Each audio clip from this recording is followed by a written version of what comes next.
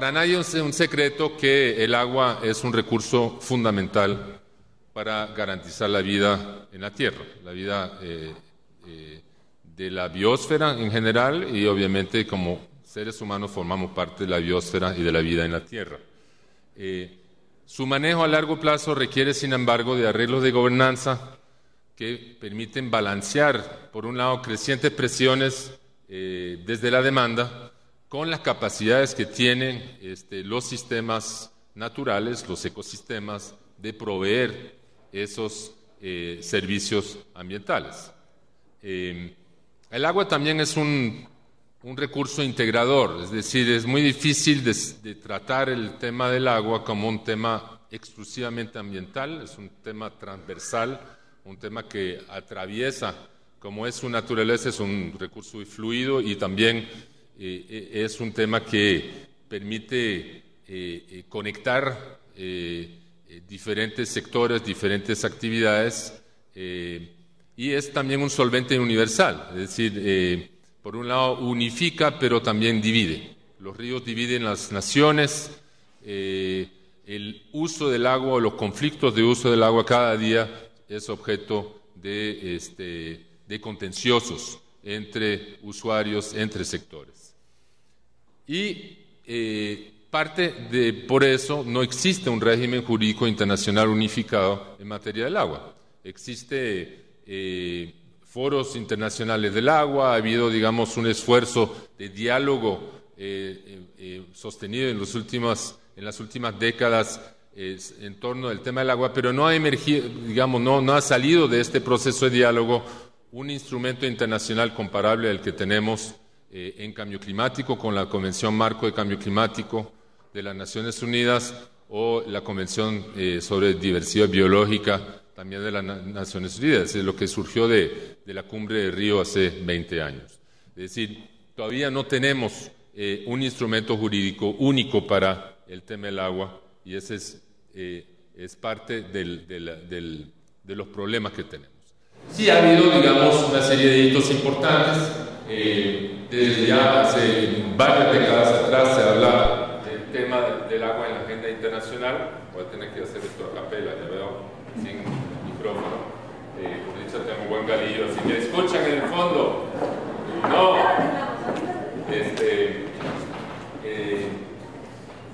Están también, quizás uno de los hitos más importantes fue la reunión de Dublín, en que se definieron los principios de Dublín que vamos a ver ahora, que quizás marcan realmente algunos de los grandes principios éticos en torno al agua como un derecho universal, el acceso al agua, el acceso, digamos, al agua siendo un recurso vital para las sociedades humanas. Y desde fines de los 90, sí, en ese gran auge que hubo en los años 90 de acuerdos multilaterales, se creó el primer Foro Mundial del Agua, y desde entonces ha ido celebrando más o menos cada 3 años el Foro Mundial del Agua, donde realmente se discuten esos temas, y es un foro que reúne tanto lo que son sector privado, sector gobierno, entes reguladores, proveedores de servicios, sector privado, etc. Los principios de Dublín quizás son los que encapsulan la ética del agua, que quizás es el punto de partida de cualquier debate sobre una agenda política en torno al agua. Uno, de que hay que partir de la constatación que el agua es un recurso vital, pero un recurso vulnerable y finito. Es decir, hay una cantidad de agua limitada, y la cantidad de agua fresca, de calidad, además se ve afectada por crecientes presiones, como ya mencioné anteriormente. El manejo del agua también tiene que estar basado en una visión de gobernanza, es decir, donde los usuarios, los planificadores, los proveedores de servicios tienen que consensuar el uso y el acceso, y eso requiere un marco institucional y un marco regulatorio claro para que esto pueda operar. En muchísimos países del mundo, la mujer juega un rol central en la provisión y el manejo de la protección del agua, sobre todo el nivel comunitario. Y el agua finalmente posee un valor económico en todos sus usos competitivos y debe ser reconocido como un bien económico. Ahora, esa dualidad entre ser un bien público de acceso universal y un bien económico, es decir, un medio de producción, un medio que entra en muchos procesos productivos, es quizás parte del dilema que nos trae en el tema de agua, porque efectivamente, cómo compatibilizar un recurso que es universal, de uso público, de dominio público, con un bien económico, un bien que entra en muchos procesos productivos. Quizás en este esquema podemos ver que por un lado tenemos lo que es la provisión del agua, es decir, la base ecosistémica o la base sobre la cual se mantiene y se recargan los acuíferos. O sea, obviamente el agua que nosotros consumimos es parte del ciclo hidrológico, que es un ciclo que ocurre a una escala planetaria, pero que también mucho del procesamiento del agua, de lo que es el agua y el saneamiento y el tratamiento de aguas para consumo humano y el tratamiento de aguas usadas es parte, digamos, del esquema de la oferta del agua. La oferta del agua tiene que diferenciarse en qué viene, digamos, desde la naturaleza o desde el ecosistema y cuánto de esto viene también de una inversión pública en muchos casos o privada que permite la provisión permanente del recurso hacia todos los usuarios. En el centro del esquema pueden ver que está el tema del control del agua, y creo que está en el origen de muchas de las civilizaciones hidráulicas clásicas, como Egipto, por ejemplo, partía del control del agua, igual en las civilizaciones orientales. Es decir, cómo controlar mejor el agua para agricultura, para riego, para provisión, para usos domésticos e industriales, está en el centro de la agenda del agua. Pero obviamente esto pasa por una serie de instituciones de gobierno, pero también por una gama de actores cada vez mayor que tienen que ver con distintos sectores que muchas veces tienen usos y aspiraciones contradictorias.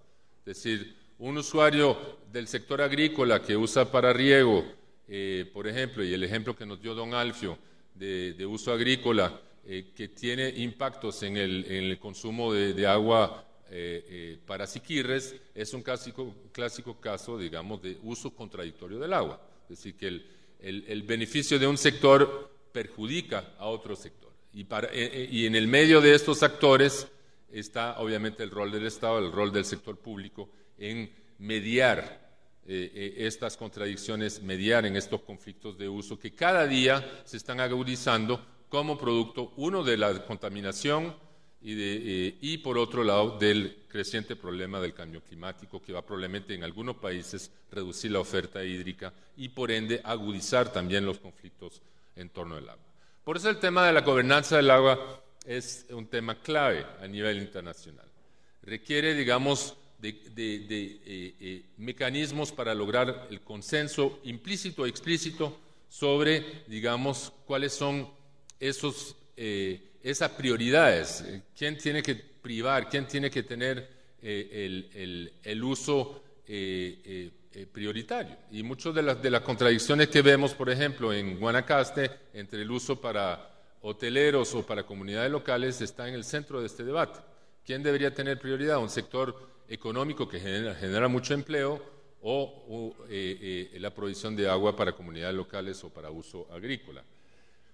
Cómo crear esas condiciones de gobernanza está en el centro de mucho del debate sobre la ley de agua, sobre instrumentos legales e instrumentos económicos y financieros para poder regular el uso del agua. En suma, la gobernanza del agua deriva de la calidad del proceso de diseño de normas e instituciones. Insisto muchísimo en el tema de las instituciones. Es decir, una buena gobernanza requiere instituciones robustas, bien diseñadas, que puedan realmente no solamente tener la ley perfecta, sino hacerla cumplir y poder monitorear su cumplimiento. Y ese es un tema sumamente complejo, como muchos de ustedes saben. El tema del derecho del agua, la naturaleza legal del agua, se basa en su calidad de bien público. Y el garante de este bien público es, por esencia, el Estado, que tiene que, digamos, velar por el reparto equitativo y la distribución y el respeto de esos derechos de uso.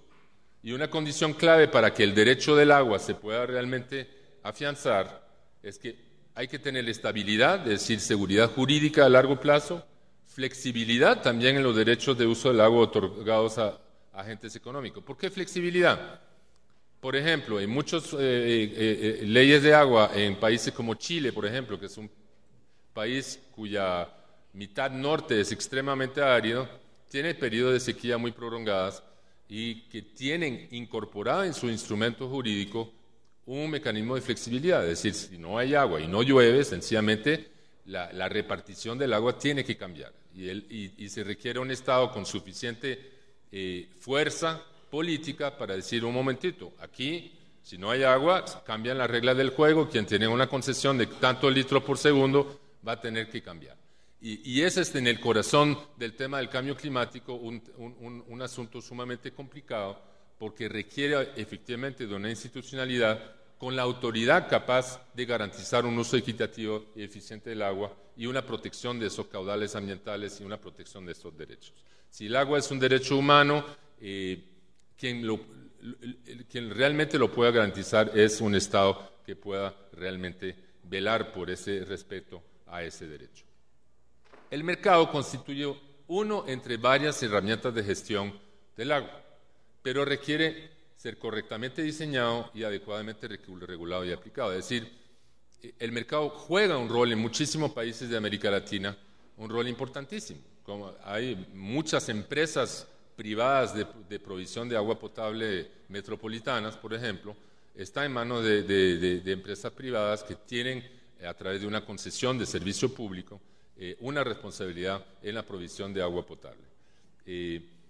Pero para eso se requiere asignarle un valor. ¿Cuánto cuesta, digamos, la provisión de agua? ¿Cuánto cuesta el metro cúbico de agua? ¿Cuánto cuesta también el procesamiento y el tratamiento de aguas negras o de aguas usadas y aguas servidas? Asignarle un valor a ese recurso no necesariamente significa que el mercado es el único mecanismo regulatorio del valor, porque si nos basáramos sobre la demanda versus la oferta, pues tendríamos un litro de agua en algunos países a precio astronómico porque sencillamente no hay agua.